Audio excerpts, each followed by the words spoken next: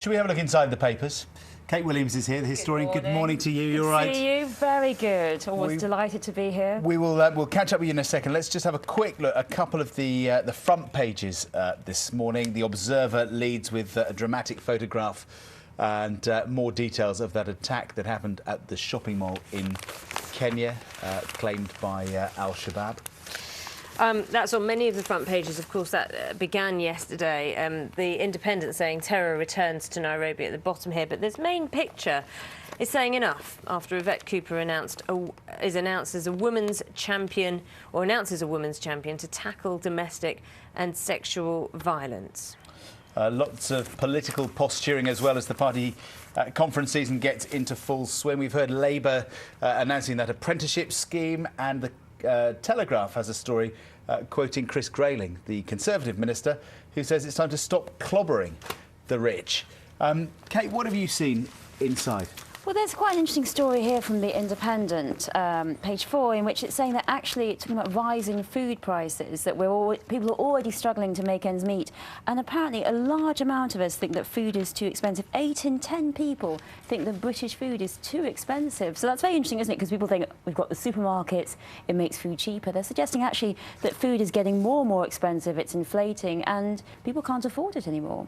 Yeah, it's interesting the profile that Jamie Oliver programme's had recently about, you know, cooking decent, filling, nutritious stuff for less. It seems to be a big theme at the moment. Interesting also, 40% of shoppers saying that they're likely to cut back spending on food in the next few months. Yes, it's a very worrying statistic. And of course, we've had a rise of food banks, and we've seen suggestions that people use food banks because they don't necessarily need them. This suggests they really do. The Sunday Times, interesting story here about grammar schools and apparently an increased competition for places. It's another cost issue. It's another cost issue. So 20% surge in grammar school places. Saying here, then some of the most popular grammar schools, they've got more than 20 children competing for each place. Of course, all these children are going to be very good.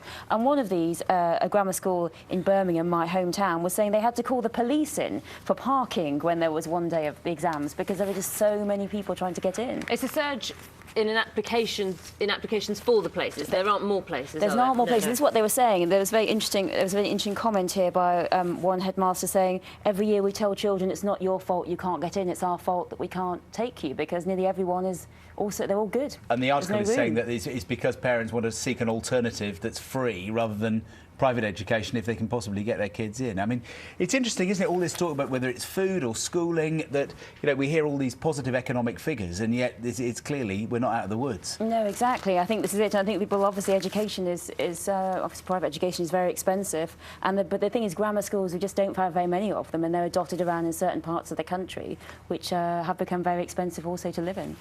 Now, the Valley of the Kings, not necessarily what you'd think of when you think of Barnsley. Well, this is it. I mean, Egypt is one of my favourite countries, but obviously I don't have to go anymore because I can just go to Barnsley instead, because we have found not this mummy, not King Tut's mummy here, the picture in the Express here, but there's been a mummy found in Barnsley, a mummified body of a child who was buried around 300 AD.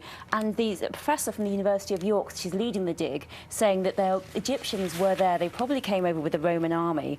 And we are looking very likely to see a fully preserved mummy near Barnsley. So it is the Valley of the Kings. So Luxor, Barnsley, it's kind of the same thing. It's interesting because it's talking about Yorkshire's damp climate, and that's why Egyptians wrapped the bodies of their dead in linen and then put them in plaster. Yeah.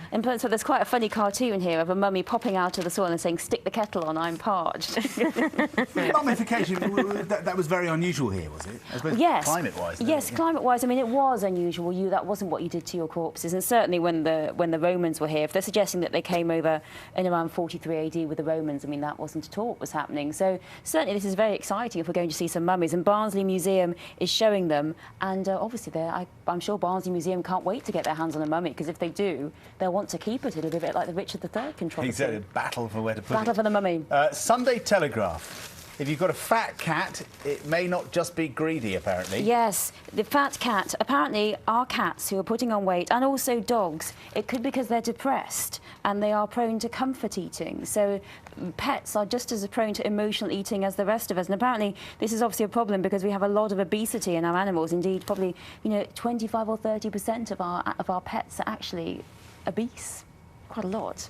Fat cats. I get very upset with stories like that. I think I get very upset that cats get fat. Do you think it's overfeeding or...? Well, if they're comfort eating, then it's not overfeeding, is it? But who knows? I just Who got to have a knows? chocolate with the cat. As a cat owner, or any pet owner, I think, is quite concerned because it stunts their life. And they can't run around yeah. as they normally do in the modern world. Quick word, who's your money on when it comes to Downton the Abbey, Emmys? well, tonight, is it going to win the Emmys?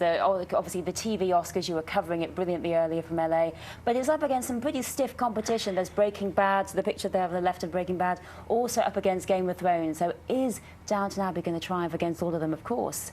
All of us historians are crossing our fingers to Downton Abbey, so Do you take it seriously, or do you think it's been criticised for not getting things right all the time, hasn't it? Well, of course it's criticised. I mean, you can't possibly have the amount of servants in a TV show that you would have had at a house at the time. But I think, TV has its own drama, it has its own look, and it has its own desires, and that's what. And I think that's what makes it great. And clearly, when we're starting the series tonight, it's just loved. And let's see if it can beat Game of Thrones, which obviously is very. It's not historically accurate whatsoever. So I think we know which one Kate wants to win. Well, okay. we'll see. Thanks very much. Thank you. It's 8:27. Coming up.